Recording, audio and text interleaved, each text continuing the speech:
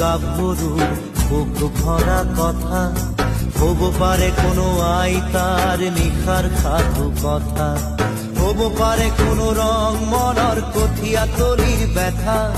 সিনা সিনা ফুর্তিক সিনি বনে জানো, নিখার সিয়র তীর প্রতিধ্বনি শুনো, প্রতিধ্বনি শুনো মই, প্রতিধ্বনি শুনো, প্রতিধ্বনি শুনো মই, প্রতিধ্বনি শুনো।